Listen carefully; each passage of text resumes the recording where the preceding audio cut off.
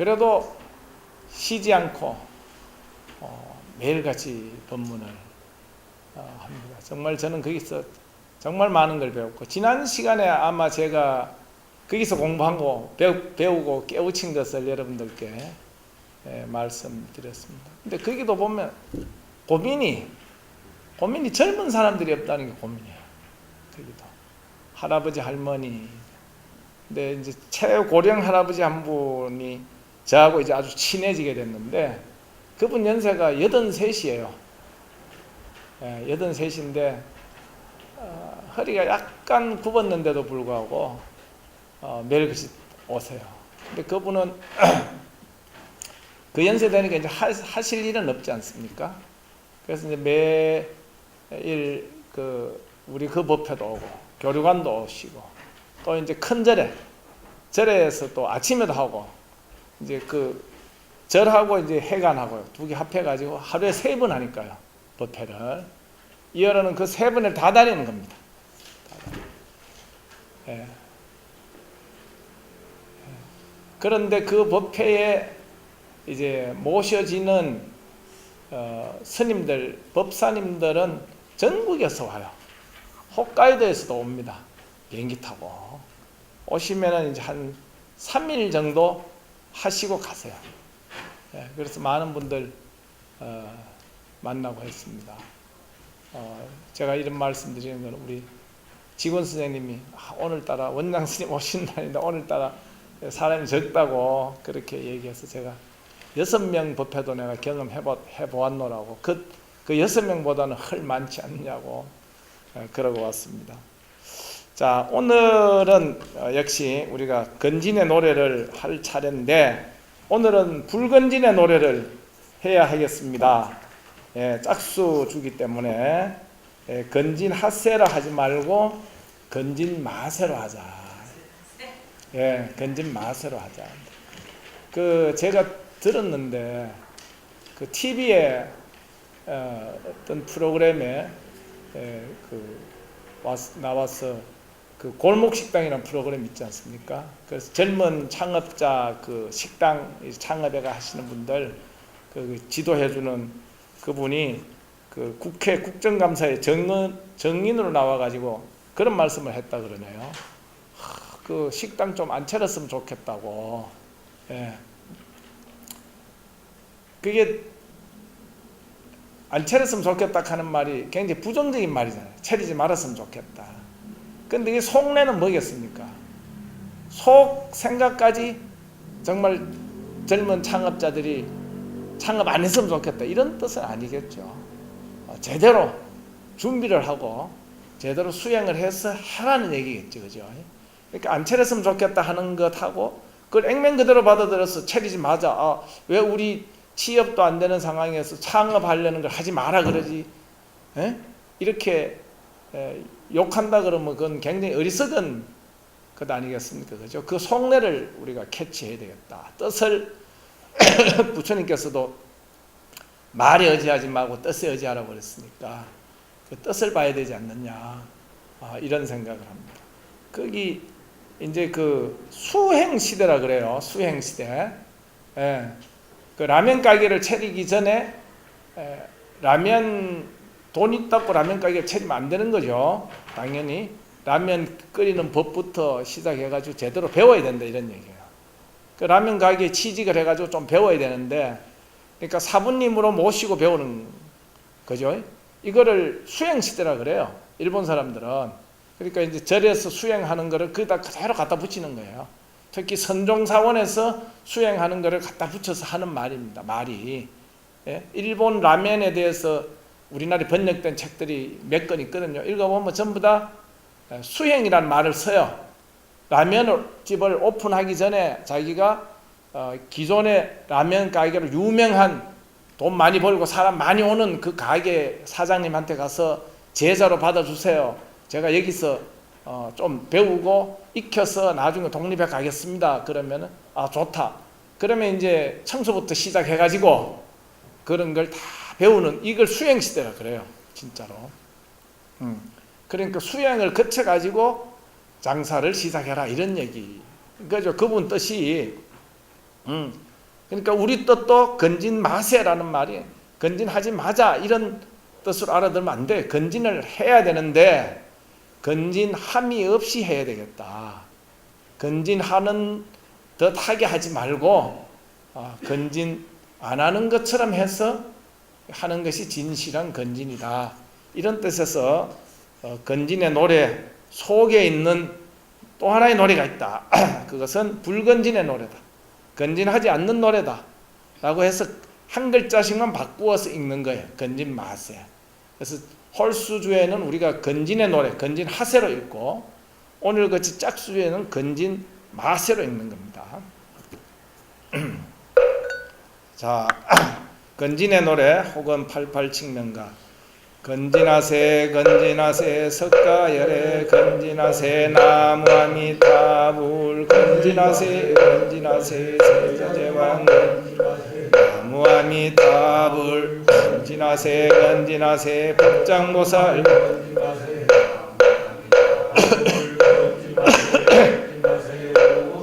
건진하세 나무아미타불 건진하세 건진하세 십겁전가 건진하세 나무아미타불 건진하세 건진하세 아미타불 건진하세 타불 건진하세 건진하세 무량수불 건진하세 나무아미타불 건진하세 건진하세 무량강불 건진하세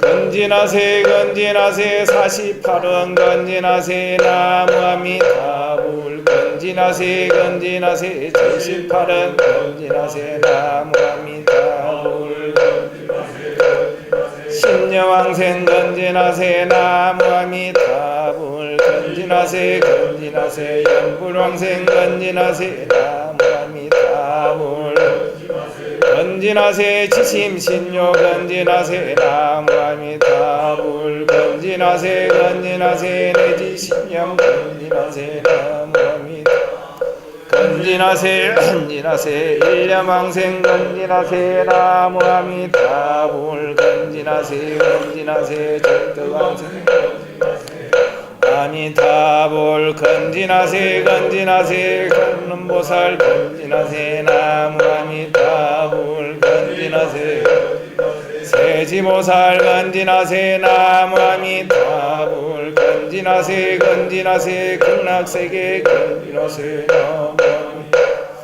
건진하세 건진하세 검지보수 건진하세 나무아미타불 건진하세 건진하세 팔공덕수 건진하세 나무아미타불 건진하세 건진하세 집지명호 건진하세 나무아미타불 건진하세 건진하세 일심불란 건진하세 나무 건진하세 건진하세 16간법 건진하세 나무아미타 건진하세 건진하세 간불산맥 건진하세 나무아미타불 건진하세 연불산맥 건진하세 나무아미타불 건진하세 건진하세 서가지고 건진하세 나무아미타불 건진하세 건진하세 국풍왕생 건진하세 나무아미타불 건진하세 섭치불사 건진하세 나무아미타불 건진하세 건진하세 건진행자 건진하세 나무아미타불 건진하세 건진하세 건진기심 건진하세 나무아미타불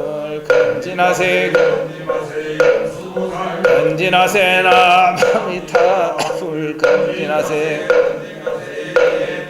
건진하세 나무아미타불 건진하세 건진하세 천친보살 건진하세 나무아미타불 건진하세 정토론을 건진하세 나무아미타불 건진하세 건진하세 담남스님 건진하세 나무아미타불 건진하세 건진하세 왕생론주 건진하세 나무아미타불 건진하세 건진하세 도작스님 건진하세 나무아미타불 건진하세 건진하세 안락지벌 건진하세 나무아미타불 건진 건진하세 건진하세 선도대사 나무아미타불 건진하세 건진하세 연지대사 건진하세 나무아미타불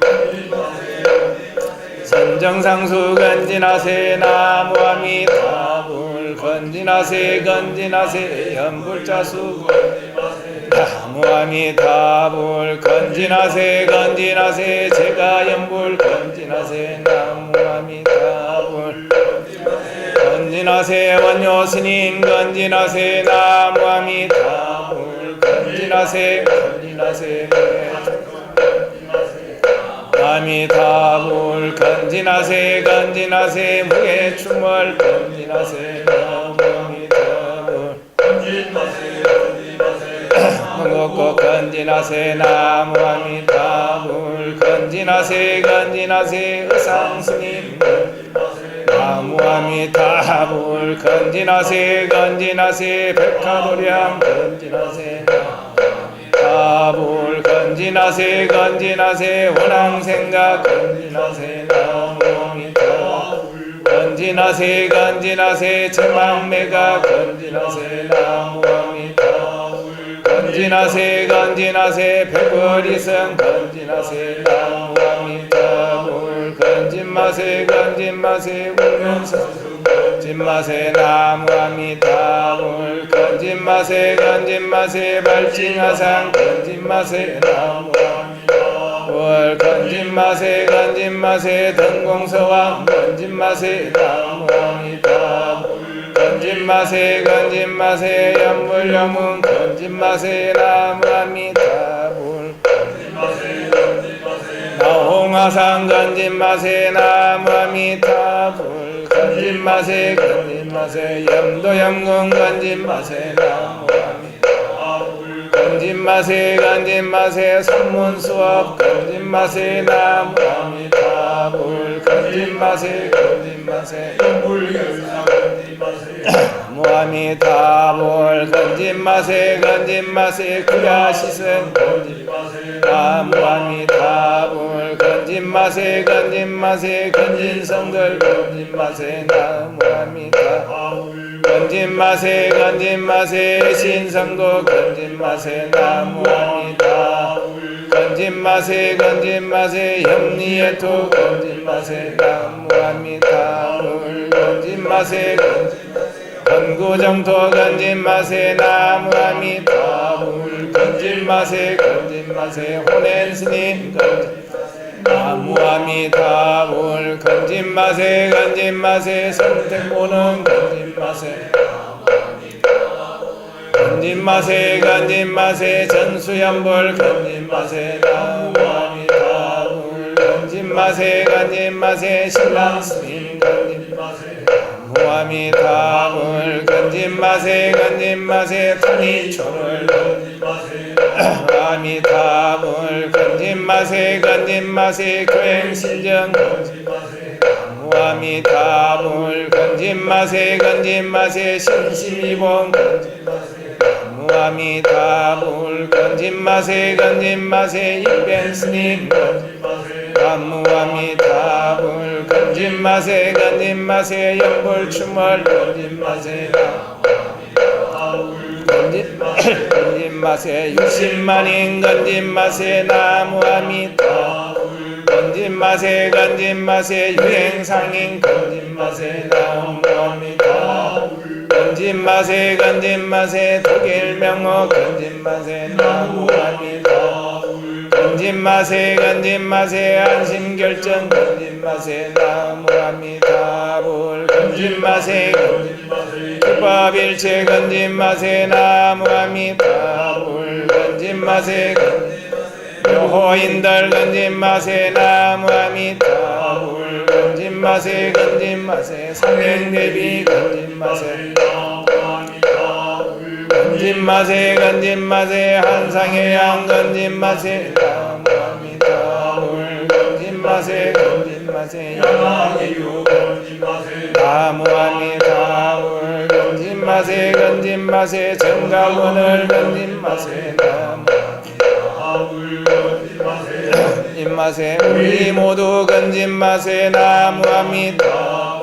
건진 마세. 건진 마세. 아침 저녁 건진 마세. 나무아미타. 건진 마세. 건진 마세. 밤낮 없이 건진 마세. 나무아미타불. 나무아미타불. 나무본사 아미타불.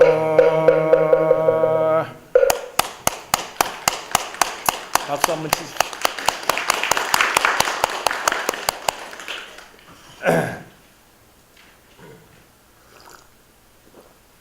우리가 지금 공부하는 무량수경은 2번부터 18번까지 내용입니다. 그 안에 먼저 아미타 부처님에 대한 찬탄이 있고, 또 그 아미타 부처님의 나라 극락세계로 가려면 어떻게 가느냐 하는 것을 왕생 방법론에 대한 내용이 있습니다. 이제 지난 시간에 제가 말씀드린 것은 이제 마지막 문제라는 제목으로 제가 편지를 썼는데, 말씀드린 것은 왕생 방법론에 관한 이야기입니다. 왕생 방법론이라고 하는 것은 결국은 제18원에 있어요. 그러니까 법장 보살이 아미타 부처님 되기 전에, 아미타 부처님이 되면은 나는 이러이러하게 하겠습니다, 이런 얘기를 하는 내용이 48가지 서원으로 제시됩니다. 그것이 48원이에요. 9번에 있죠. 그 다음에 그 중에 가장 중요한 원이 제18원입니다. 그래서 이제 18원에 가는 내용들이 다른 이름으로는 이걸 십념왕생원이라고도 그러고, 18원을 연불왕생원이라고도 그러고, 지심신료라고도 그러고, 지심신료원, 일념왕생원이라고도 그런다. 이런 내용을 지난 시간에도 이제 말씀을 드렸습니다. 근데 따지고 보면 그 18원과 관련되는 그런 이 건진의 노래 항목이 더 있어요. 어디에 있느냐면 이제 한국 불교에 관한, 우리 한국 불교사에서 이제 등장했던 정토교의 이제 중요한 역사, 인물, 책 이름, 이런 것들이 이제 몇 번부터 나오느냐면은 45번부터 시작이 됩니다. 원효스님 미타정성. 원효스님의 미타정성계라는 노래는 지난 시간에 2주 전에 우리가 말씀을 드리고 공부를 했습니다. 혹 그때 안 오신 분은 이 정각원 사무실에 가면 그때 이 편지가 자료가 있습니다. 봐주시고요. 그 다음에 이제 오늘 말씀드린 것은 51번에 가면은 원앙생가 건진하세 나무아미타불이 있습니다. 원앙생가라는 노래입니다. 그래서 제가 편지 제2권 6 원앙생가 정토시의 백미 이런 제목으로 편지를 썼습니다. 이게 지난주 1월날 제가 썼습니다. 요즘 이제 편지는 우리 정각원 법회에 초점을 맞추어서 법회의 교재로 이렇게 쓰는 걸로 진도가 지금 나가고 있습니다. 일주일에 한 2번 쓰면 좋겠지만 도저히 시간이 안 나서 일주일에 지금 한 번 쓰는데 정각원이 진도에 맞추어서 지금 끝날 때까지 써야 되지 않겠는가 이렇게 생각합니다. 원앙생가라는 노래가 있어요. 이건 여러분들 우리 다 아시는 내용이에요. 이게 우리 옛날에 학교 다닐 때 국어 시간에나 이런 데 상식적으로 배우고 했기 때문에 아는 내용인데, 삼국유사라는 책에 이 노래가 실려 있습니다. 삼국유사 저자가 누구죠? 네? 김부식. 누가 김부식이라고? 그 김부식은 삼국사기예요. 그렇죠? 근데 이제 삼국사기에서 빠진 내용을 모은다 이런 뜻으로 삼국유사라고 했어요. 유자는 남아있는 내용이다. 어떤 남아있는 사건에 관한 내용이다.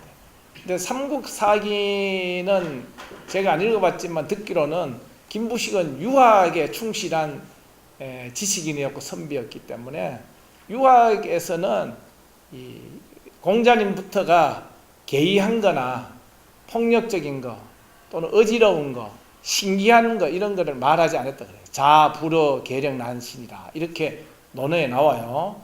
그래서 기한 거, 우리가 비합리적인 것들은 전설, 설화, 신화 이런 것들은 삼국유사에 기록 안 했다 이런 얘기예요.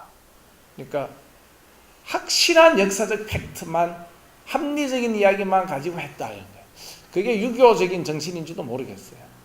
제가 요즘 만해 한용운 스님의 조선불교 유신론을 공부를 하는데, 조선불교 유신론을 쓰는 만해 한용운 스님의 태도가 딱 삼국 사기의 김부식 같아요.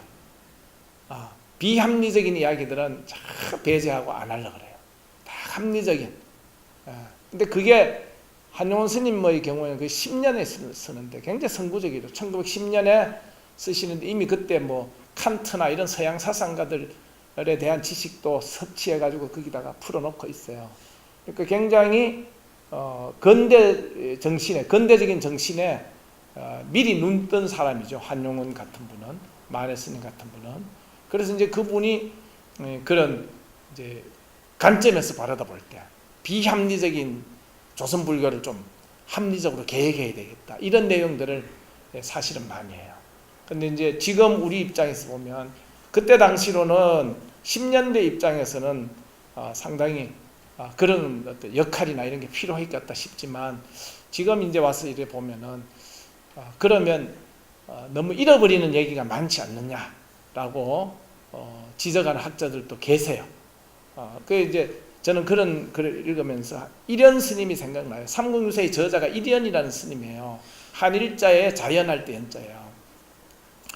저는 우리나라 불교사의 그 1600년 이상 가는 불교 역사에서 수많은 큰 스님들, 수많은 훌륭한 스님들이 많이 계셨는데, 이제 도가 최고 높은 스님들 이런 건 모르겠고, 저는 모릅니다. 감히 모르겠고, 근데 요즘 공부를 하면 할수록 제일 Thank you very much, 이렇게 감사합니다 라고 인사해야 될 스님의 첫 번째 자리에 나는 일현 스님이라고 봅니다.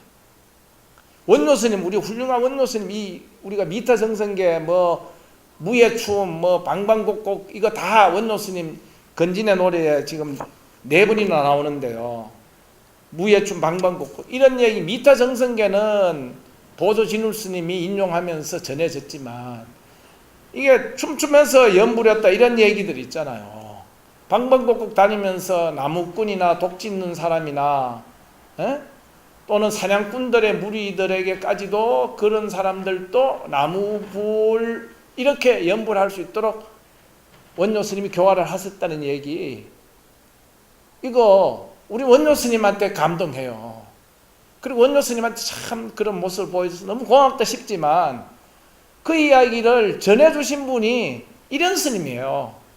일현 스님이 삼국유사라는 책을 한 권 안 썼으면 그런 이야기들이 우리가 어디 가서 찾습니까? 그래서 나는 너무 고마울 때가 많아요. 진짜. 우리 여기 원장 스님도 계시고 우리 학문하시는 우리 김철학 스님도 계시고 하지만은, 특히 이제 일본에 가보면 불교 설화 이런 게 너무 많아요. 일본의 불교 옛날 고승 큰 스님들의 설화라 이런 게 너무너무 많아. 진짜 많아요. 근데 우리는 너무 거기에 비하면 너무 적어요, 양이. 만약에 이런 스님이 삼국유사를 짓지 않았더라면, 지었다 하더라도 책 이름만 전해오고 혹시라도 현재까지 삼국유사 내용이 하나도 안 전해졌다면 진짜 우리는 뭘 내놓을 것인가? 뭘 내놓고 문화적인 자존감, 프라이드. 우리 대한민국 사람들 다, 나는 우리 수업 시간에도 그런 얘기합니다. 학생들한테. 야, 우리가 구한 말렙에 조선시대부터 국군이 좀 쇠망하고 세계사의 흐름에서 뒤처져서 식민지는 됐지만, 일본 제국주의 아픔 그런 역사를 우리가 경험했지만, 문화적으로는 우리가 꿀릴 거 없다고 생각하지 않느냐? 우리가 오히려 더 높다고 여러분 그런 생각 안 합니까? 그런 생각 다 하면서 그런 교육 받고 민족 문화의 우수성 뭐 이런 거 다 받아, 그런 그 프라이드를 우리가 갖고 사는데 좋은 거죠. 그런데 만약에 그 프라이드의 원천이 어디에 있냐? 이련 스님의 상공유사가 없었다고 한다면은 그 프라이드를 그럼에도 불구하고 지금처럼 가질 수 있겠느냐? 제 생각은 한 60%는 삭감됐지 않겠느냐는 생각이 들어요. 진짜 이 고려 중엽에 이제 중엽에서 말기로 넘어가는 그 무렵의 스님이신데 그 이전 시대에 그걸 커버를 했거든요. 전부 다 이 상공유사 한 건 가지고 그렇다고 해도 한이 아닐 정도예요. 그렇기 때문에 사실은 우리 민족 나는 뭐 민족 얘기 별로 많이 하는 사람은 아니에요. 많이 하는 사람은 아닌데 불교는 민족을 넘어 쓰잖아요. 많이 하는 사람은 아니지만 그래도 피는 물보다 진하다고 우리 민족의 어떤 프라이드나 이런 문화의 어떤 이런 걸 생각할 때 김치 먹고 사는 사람들 이런 사람들은 상공유사는 정말 한 번은 읽어야 되지 않느냐. 상공유사야말로 우리 민족의 교과서 필독서가 되어야 되지 않느냐. 저는 그렇게 생각해요.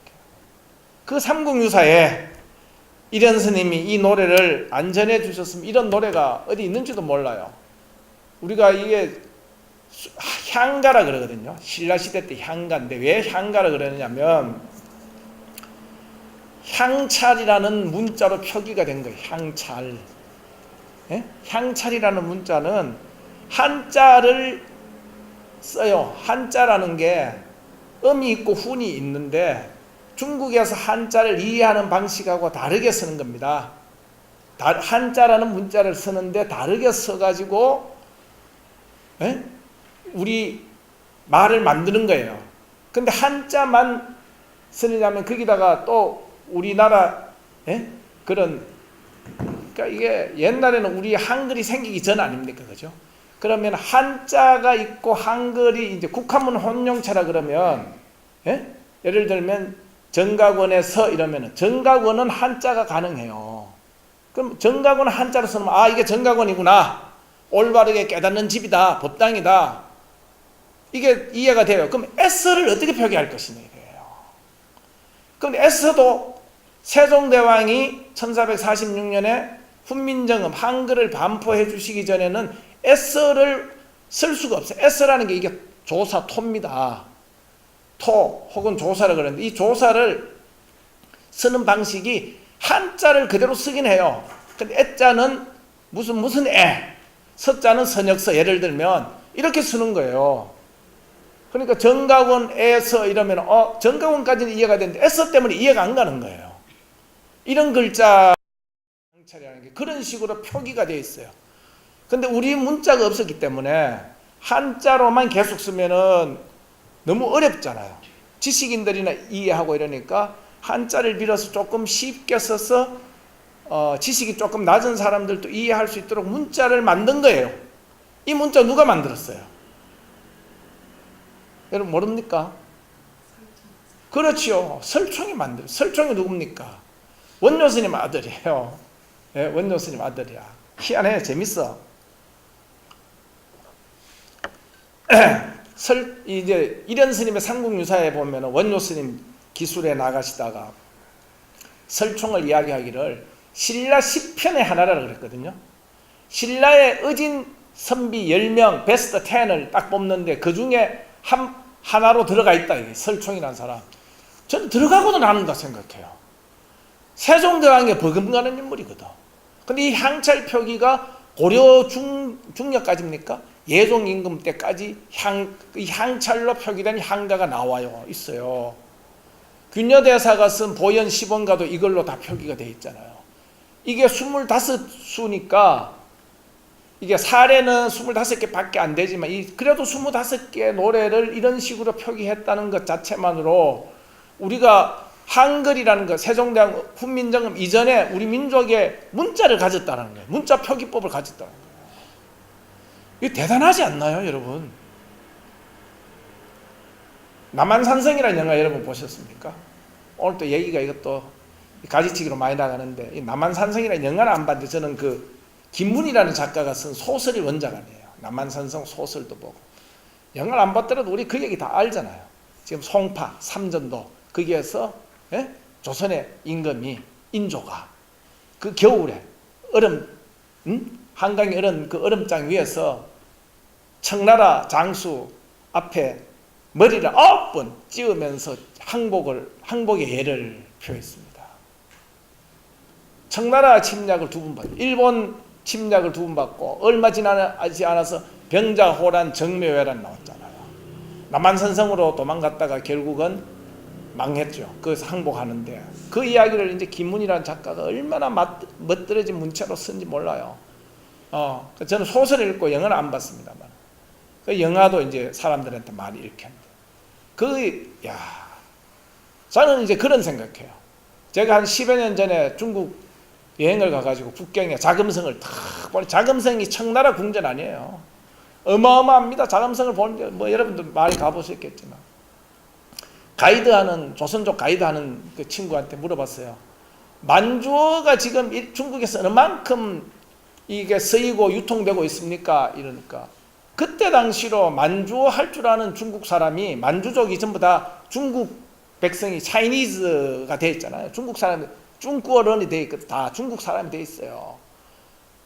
그 13억 몇 천만 되는 중국 사람 중에 만주어 하는 사람이 26명 있다 그랬다. 그때 당시에. 그런데 대한민국은 뭐예요? 청나라한테 9번 청나라 장수한테 임금에 9번 머리를 찧었지만은 대한민국은 이 조선 대한제국 이후에 이게 상해임시정부 이래가지고 나라에 이게 유지가 되고 있는 거예요. 나는 대단하다고 생각해요. 예? 중국하고 일본이라는 일본도 엄청 큰 나라, 대륙이 크지만 일본도 열도가 그 인구가 우리보다 지금 2배가 넘잖아요. 큰 나라란 말이에요. 예? 그 러시아, 미국 엄청 이런 세계적인 열강 속에 이 대한민국이라는 이 역사와 문화를 우리가 언어를 지키고 있다. 예? 문자, 한글, 우리말을 지키고 있다라고 하는 거는 나는 우리나라 우리 민족의 역사나 이 힘이 이건 적지 않다고 생각해요. 물론 이제 역사를 배워보면 이 세계 열강들의 어떤 힘이라든가 그런 게 있지만 그런 걸 받고도 망한 나라도 많아요. 몽고 그 나라 어디 갔어요? 다 전 세계 폴란드, 헝가리까지 침략해 갔던 몽고군 다 어디 갔느냐고. 우리 있어요 이게. 대단합니다. 예? 그런 이 흐름 속에 설총의 향찰 이두라고도 그래요. 이런 우리 그거 우리가 기억해야 돼요.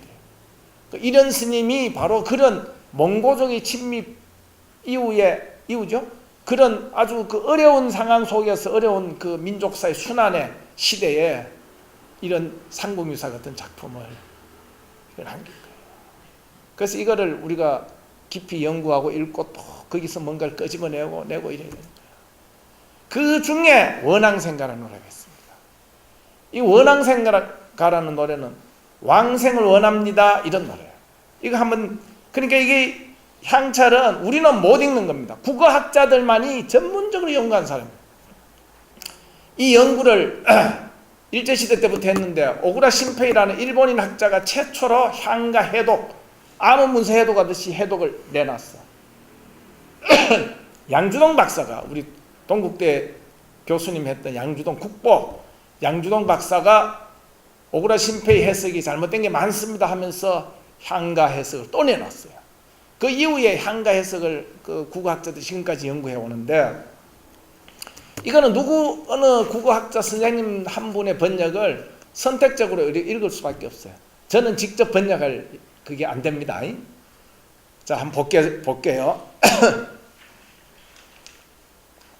다리 에오라지 아예 서방만을 염원하면서 가시리요. 무량수불 전에 대내임 가져가서 사려소서. 다짐 깊은 불존에 우르러 두 손 모아 고추어 원앙생 그리워하는 사람 있다고 사려소서. 이 몸 버려두고 48대원 이루실까. 이게 향가 19체라 그러거든요. 향가는 4구절로 된 4구체도 있고 8구절, 8구체, 19체 형식이 3개예요. 근데 이게 19예요. 1구부터 쭉 19인데 굉장히 아름다운 서정시죠. 이게 굉장한 시예요. 저는 야, 이렇게 이런 시를 쓸 수 있으면 얼마나 좋을까 싶은 생각이 들어요. 달한테 얘기하는 거예요. 예? 달은 동쪽에서 떠서 서쪽으로 가는 겁니다.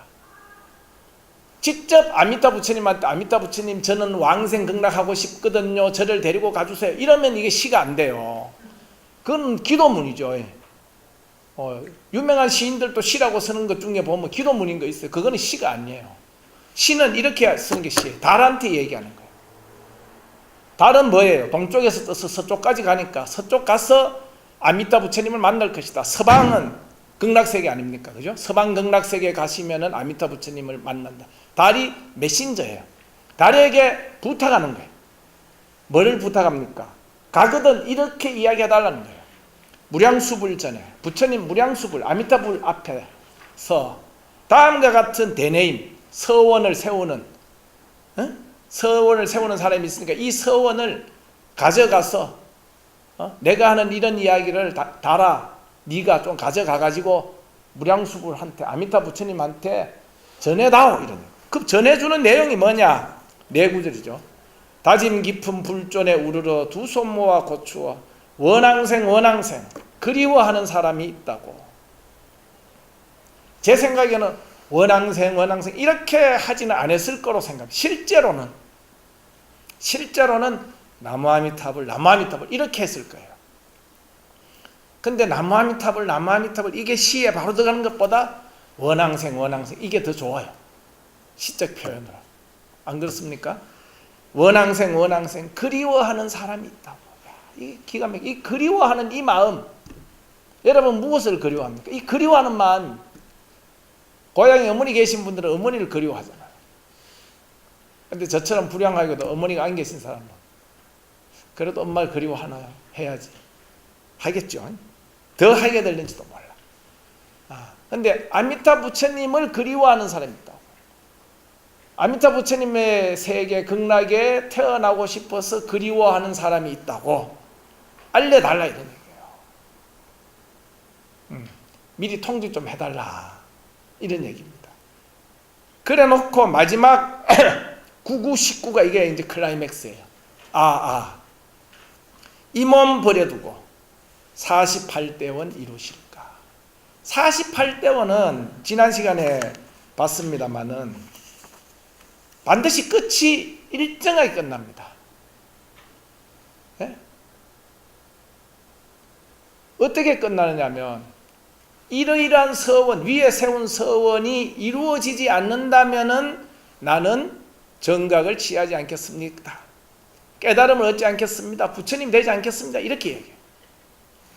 우리 여기 계신 무진 스님이 나는 잊어버렸는데 아랫게 기억해서 저한테 되살려줘서 그런 적이 있었지 싶은데 한 오래됐는데 그죠 스님? 한 7, 8개월 됐죠.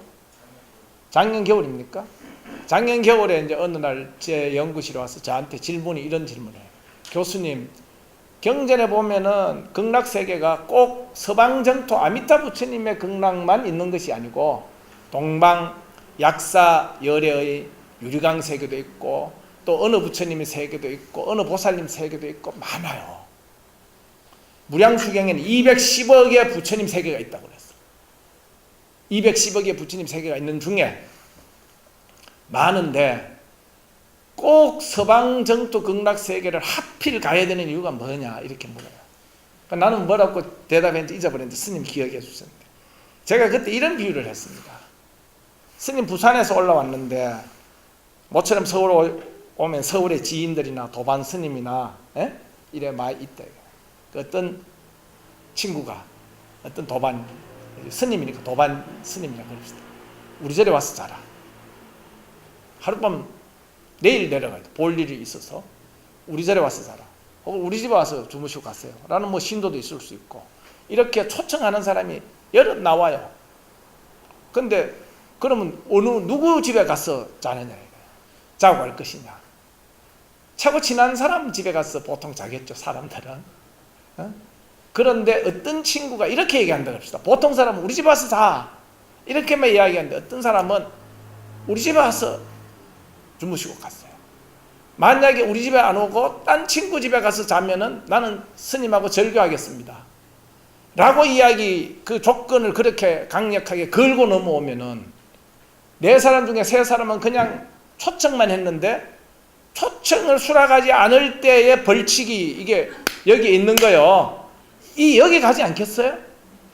보세요. 모든 부처님이 다른 국토에 뭐 서원이 많아요. 다 오라고 다 그러는데 안 오면은 절거하겠다라는 서원.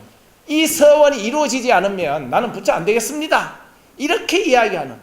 그게 딱 뒤가 없습니다. 배수의 진을 치는 거예요. 예? 임진왜란 때 어느 장수가 배수의 진 친 것처럼 딱 배수의 진을 치고 이게 뭡니까? 서원의 강렬함이죠.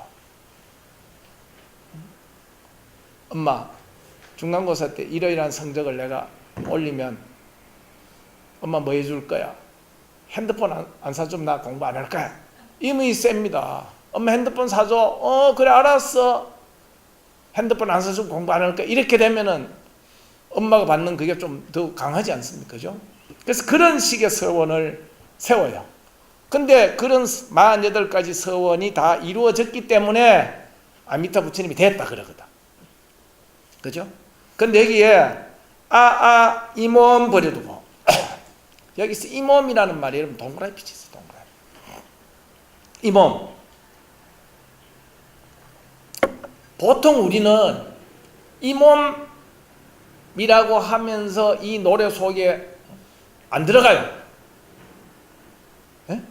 무량수경의 48가지 서원 속에 우리가 들어가질 않아요. 무량수경 속에 들어가질 않아요. 무량수경 밖에서 있는 거예요.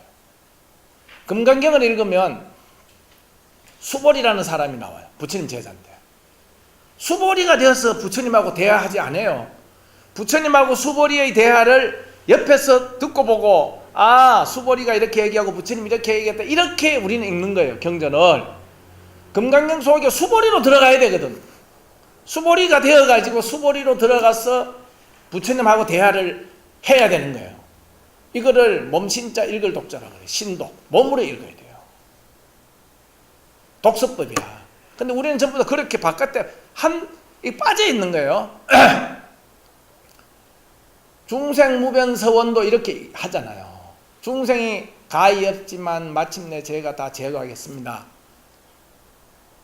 그렇게 얘기하면 자칫하면은 자기가 빠져요. 이 몸이 빠져. 그래서 천수경에 보면 뒤에 자성중생서원도라고 나와요. 자기를 넣어라 이거예요. 자기를. 이 몸을 넣어야 됩니다. 그 부처님이 중생을 제도하기 위해서 45년 동안 설법하시고 또 6년 고행하시고 깨쳤다. 이렇게 우리를 다 그렇게 공부하고 그렇게 가르치고 그렇게 배웠어요. 교과서적으로 시험 문제 그렇게 답 쓰면 틀리지 않습니다. 동그라미예요. 근데 실제로 그렇게 이야기하면 안 되죠. 어떻게 이야기했냐? 부처님께서 6년 고행을 하시고 45년 동안 설법하신 것은 바로 이 한 몸, 바로 이 몸, 아이, 나. 예? 나자. 김호서이 구제하려고 하신 거예요. 이렇게 읽어야 된다는 거예요. 근데 그렇게 읽는 걸 어떻게 아느냐? 당신은 어떻게 누구한테 배웠어? 안 배우고 깨쳤으면 알았으면 참 선지식인데 저는 배워서 알았어요. 신란 스님이 그걸 가르쳐줬어요. 이렇게 얘기해요. 그 다음 페이지 펴보세요. 이분이 늘 평소에 이렇게 이야기했답니다. 그 한 제자가 이분 이야기를 기억했다가 그 제자가 타니초라는 책 속에서 이 자기가 들었던 스님 이야기를 이렇게 기록하는 거예요. 스님께서 늘 말씀하시기를 뭐라고 했느냐? 아미타 부처님께서 5급에 걸쳐서 사유하신 원을 5급에 걸쳐서 사유하다 하는 게 건진의 노래 5급 사유 건진하세 4번에 나와요. 법장 비구로 출가해가지고 48가지 서원 세우고 나서 부처님이 되는데 걸린 시간이 5급이라는 긴 시간이 있습니다. 긴 수행과 긴 노력이 필요했어요. 그것을 곰곰이 생각해보면 거듭거듭 잘 생각해보면 일체 중생을 위해서가 아니다 이 말이에요. 물론 그건 맞아요. 일체 중생을 위해서요. 신란만 구제하고 신란 옆에 있는 신란의 제자는 구제 안 하겠다 이런 아미타 부처님이 아니죠. 다 구제하는데 신란 스님이 아까 얘기한 것처럼 수보리의 입장에 들어갔기 때문에 이런 말씀을 할 수 있는 거죠. 오직 신란 한 사람을 위한 것이다. 이렇게 이야기한 거예요. 이게 이 몸이에요. 이 몸의 뜻을 우리는 그렇게 봐야 됩니다. 이 몸. 이 몸 버려두고, 나를 버려두고. 이 노래의 작가가 신라시대에 광덕이라는 스님이에요. 광덕 스님, 광덕 나를 버려두고 48대원 이루어질 수 없다. 그렇기 때문에 내가 극락왕생하는 것은 어떻게? 당연히 결정되어 있어요. 예정조화적으로 결정되어 있다 이 말이에요. 아미타 부처님이 법장보살이 아미타불이 된 순간에 일체 중생의 왕생 극락은 결정되어 있어. 그 매개물이 나무 아미타불 6글자예요. 나무 아미타불 6글자를 매개로 해서 아미타불의 성불과 중생의 왕생 극락이 동시에 이루어진다. 이렇게 얘기를 하는 겁니다. 그래서 이 몸 버려두고 48대원 이루어지실까? 이 말은 캐스천 마크가 아니에요. 예? 이게 시예요. 묘미너. 날 놔두고 48대원 안 이루어진다. 이렇게 이야기하면 시가 아니야. 이 몸 버려두고 놓아두고 48대원 이루어지실까? 이루실까? 이렇게 이야기하는 게 시적인 표현이에요. 그게 시입니다. 시의 언어가, 시적인 언어는 그렇게 표현하는. 그렇지만 뜻은 뭐예요? 확실히 아미타 부처님의 48대원을 곰곰이 생각해보면 바로 이 몸을 위해서이고, 이 한 몸, 즉 광덕, 이 작자, 시의 작자인 광덕을 버려두고는 아미타 부처님의 성불도 불가능하기 때문에 나도 당연히 극락왕생을 할 수 있게 되어 있다. 노 프라블람, 걱정 마. 이런 얘기입니다. 안심이에요, 안심.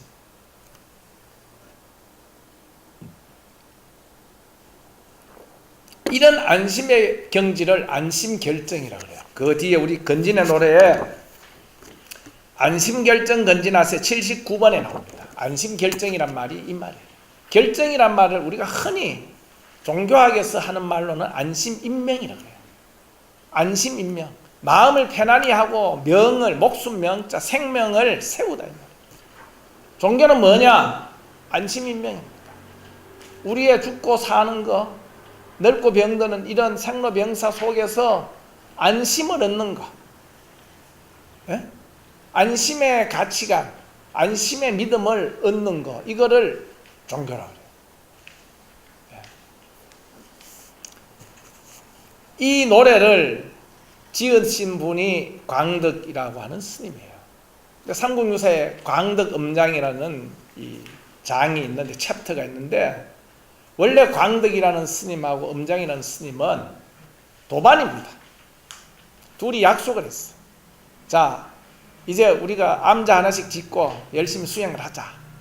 남아미탑을 열심히 연불 해서 극락을 왕생하자. 이렇게 결사를 한 겁니다. 둘이. 먼저 왕생하는 사람은, 다만 먼저 왕생하는 사람은 나는 간다 하고 가자. 이렇게 했어요. 그럼 둘 중에 누가 먼저 왕생하느냐? 광덕 스님이 먼저 왕생해요. 그래서 음장 스님 암자 위로 날아가면서 음장 아직도 안 가? 나 가는데 이렇게 하고 갔겠죠. 그죠? 나는 간다. 잘 있거라. 나는 먼저 갈 테니까 니도 빨리 와. 뭐하노? 이렇게 하고 갔겠죠. 근데 진짜 재밌는 이야기가 있어요. 이게 뭐냐면 강덕 스님이 신라 수도 서답을 경주에 조그만한 암자를 짓고 거기서 뭘 하면서 살았느냐면은 농사를 지으면서 연불하고 살아요. 근데 혼자 농사 짓고 연불하지 않고 광덕의 부인이라는 사람이 여자가 하나 있어. 그래 같이 살아요. 같이 연불하고 살아요.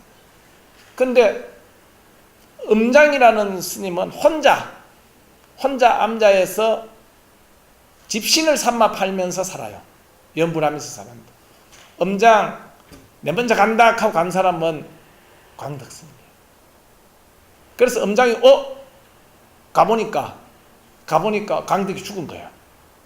도반이. 그래서 광덕 스님 부인하고 같이 화장을 했어. 답의를 했어요. 그리고 이제 부인한테 그런 얘기하는 거예요. 옛날에 그런 일 많아요. 형사치수라 그래. 고구려 때도 그런 법이에요. 형이 죽으면 동생이 형수를 치하는 거예요. 근데 옛날에는 그도 그럴 것이 형수 혼자 나는 굶어 죽거든. 형이 형수를 모시고 시봉을 해서 그게 형사치수입니다. 그런 유풍인지 몰라도 엄장이 강덕 스님 부인한테 그런 이야기를 한 거예요. 이제 나랑 같이 살자 이렇게 얘기한 거예요. 그랬더니 광덕 스님 부인이 엄장을 되게 혼내요. 꾸짖어. 우리는 부부처럼 보여도 사실은 부부 아니다. 무늬만 부부야. 진짜 부부 아니야. 밤이 되면은 스님은 온전히 올바른 자세로 가부좌 해가지고 서방을 향해서 나무아미탑을 연불만 하다가 그 공덕으로 일찍 엄장 스님보다 일찍 갔지 않소. 이렇게 경책을 하는 거예요. 그래서 엄장 스님 억수로 부끄럽지 않겠어요, 그죠? 억수로 부끄러워하면서 후회하고 부끄러워하면서 누구를 찾아가느냐? 원료 스님을 찾아가. 이 재밌는 얘기입니다, 이게. 원료 스님 찾아가가 이만저만 해하게 왔다 이러니까 원료 스님이 비법을 하나 가르쳐줘요. 그게 이제 이름은 있어. 그 삼국유사에 삽감법이라고 하는 비법인데, 이게 삽이라는 게 이게 우리 고향 말로 수금푸거든. 수금푸 알아요? 흙 퍼는 거예요. 흙 퍼는 도구. 농사 지을 때 흙이나 거름이나 이런 거 퍼가 나르는 도구가 삽이에요. 삽을 관찰하는 법을 가르쳐 준 거예요. 이게 캐슈전 마크, 이게 해명이 안 돼요. 삭감법이 뭐냐? 학자들끼리 왈가왈부는 많은데 이게 정확한 건 몰라요. 여하튼 감법을 가르쳐 준 거예요. 그래서 엄장 스님도 열심히 공부해서 엄장 스님도 극락왕생합니다. 이 이야기가 이제 있는 겁니다. 그런데 이런 스님이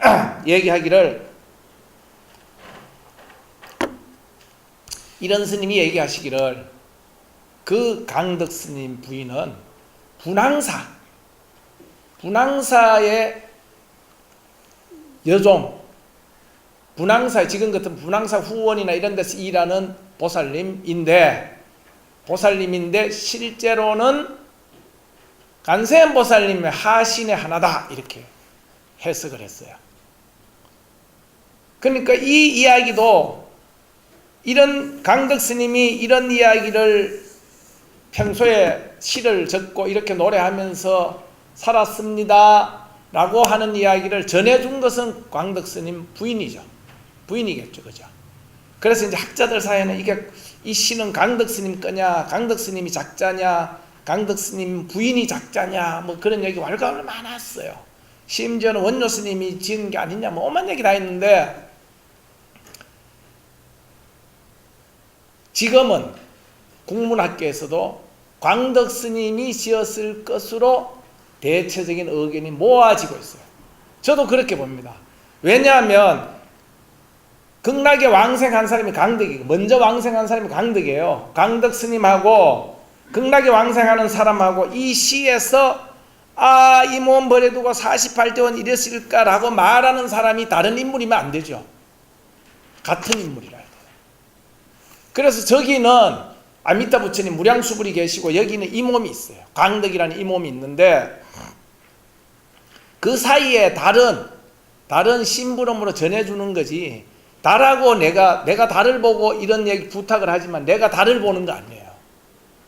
나는 아미타 부처님을 바라보아요. 그래서 아미타 부처님하고 내 사이에는 일직선이 꺼져, 선분, 직선이 꺼진 고속도로가 쫙 뚫리는 거예요. 논스톱으로 달리는 고속도로. KTX보다 더 빨라. 이거는 쫙 강속으로 가는 거예요. 그 고속도로 이름이 뭐냐? 6글자인데 나무아미타불. 나무아미타불 고속도로. 경부 고속도로가 아니고 호남선도 아니고 영동선도 아니고 나무아미타불 선입니다. 그 일직선이 꺼지는 거. 아미타 부처님하고 나 사이, 이 몸 사이에는 직선전화가, 직통전화가 겠을 때, 그걸 우리가 유식한 말로 핫라인이라고 그래요. 뜨거운 뜨거운 설이다 이 말이야. 중국의 장가게 여행을 갔더니 장가게 호텔에 가보신 분 계실 거예요. 전화가 있어. 전화기가. 전화기 딱 뜨면 어디 나와요? 한국의 교환 나와. 그러면 콜렉트 콜이에요 이거. 그냥 바로 가는 거예요. 장가게 하고 한국의 교환하고 직선이 지금 되는 거예요. 에? 웃기죠? 그렇게 돼 있더라고. 그래서 서울 몇 번 이러면 우리 집 연결해줘요. 우리 집 사람은 전화 안 받죠. 당연히. 콜렉트 콜에도 안 받는 사람이 있어요. 우리 집 사람은 안 받아. 아 됐다 왔다 이게 안부가 하긴 됐구나. 받으면 돈 나가니까 안 받는 거예요. 그 핫라인에 아미타 부처님하고 내 사이에 한 라인이 뚫려 있는 겁니다. 예? 여기에 그 한 라인이 뭐냐? 나무아미타불이에요.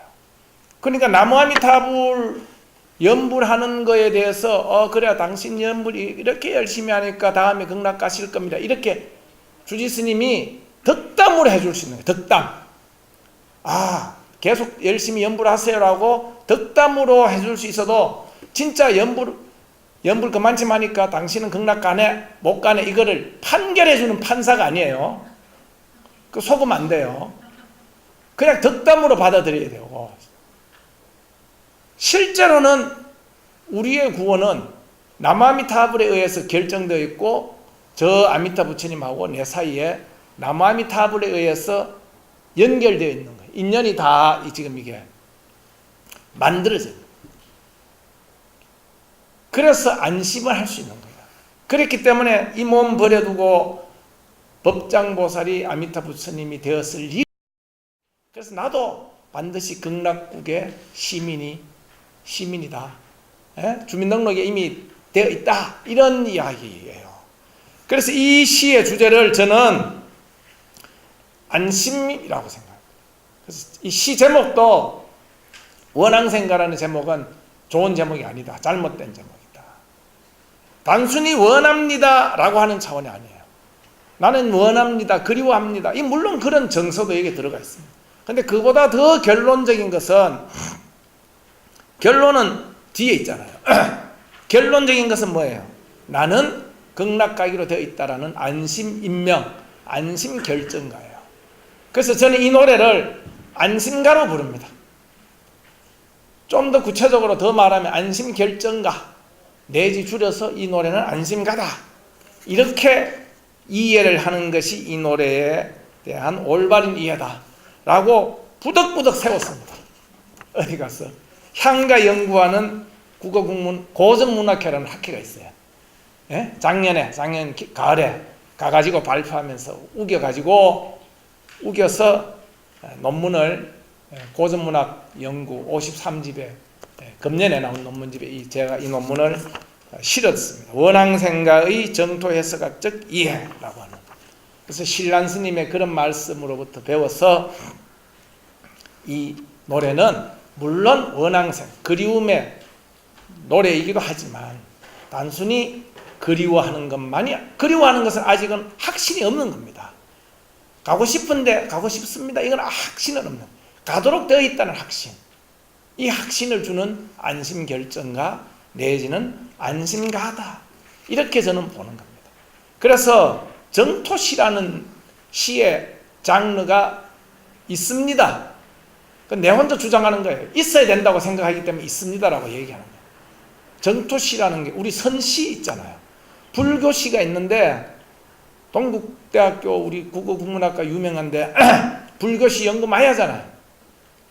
거의 대부분이 선시 연구예요. 그래서 사람들은 불교시라 그러면 선시만 불교시인 줄 알아. 제가 시는 아니지만 시집을 2권이나 냈잖아요. 그 중에 꿈속에서 처음으로 연불춤을 추었다라는 정토 시집을 냈거든요. 그 왜 내느냐, 당신 시인도 아니면서 당신 돈 내가 350만 원 들여서 냈거든요, 스님. 그 돈 들여서 350만 원 애껴 모아가지고 말이야. 그 왜 냈느냐? 나는 정토시라는 이야기 한번 해보려고 냈어요. 그래서 그 시집의 뒤에 해설을 누구한테 가서 부탁했냐면은 김종진 선생한테 부탁했어. 불교학술원에 국문과 출신인데 김종진 선생한테 왜 부탁했느냐? 이분이 조선시대 스님들 정토시를 쓴 연불가사 이런 시를 그 연구하신 분이야. 그래서 내가 선생님은 정토시, 내가 처음에 가서 부탁하니까 자기가 유명하게 아는 시인이나 문학평론가가 많으니까 소개해주겠다고 그러더라고. 나도 아는 사람 많다. 근데 내가 김 선생님한테 이거 부탁하는 이유는 우리가 정토시라는 게 있어야 된다. 나는 이게 정토 주제로 쓴 정토시다. 이 시집은 시로서 생각하지 말고 정토로 생각해라 라고 하는 이야기를 좀 해달라. 그래서 제가 부탁했거든요. 정토시라는 게 있습니다. 우리 한국 문학의 역사에도 있고 일본 문학에도 있고 중국 문학에도 있고 인도 문학에도 있어요. 근데 이것이 옛날에만 있어서 될 일이 아니고 옛날부터 지금까지 있는 정토시 중에 가장 아름다운 정토시는 원앙생가입니다. 이것보다 더 아름다운, 내용적으로 수사적으로 형식적으로 더 아름다운 시가 있으면 가지고 오세요. 제가 고치겠습니다. 의견을. 근데 앞으로도 만들어져야 되겠다. 정토시가 없는 이유가 뭡니까? 나무아미탑을 연불하는 사람이 없기 때문에, 원앙생 그리워하는 사람이 없기 때문에, 이 몸 버려두고 아미타불의 48원이 이루어질 수가 없다라는 확신과 안심을 갖는 사람이 없기 때문에 정토시가 지어지지 않아요. 지금 현대문학, 세계의 문학 사상 이런데 정토시가 안 실리잖아요. 불교 문예 이런 우리 불교 종단에서 내는 잡지여도 정토시가 별로 없어. 그래서 내가 그게 한이 들었어. 내라도 그런 걸 좀 써야 되겠다 이러면서 썼습니다. 마침 원앙생가는 바로 이 우리 48원, 제18원 무량수경과 관련되기 때문에 제가 오늘 이렇게 말씀드리겠습니다. 오늘 제 말씀은 이것으로 마치겠습니다. 1분 초월했습니다. 감사합니다. 다음 주에 뵙겠습니다.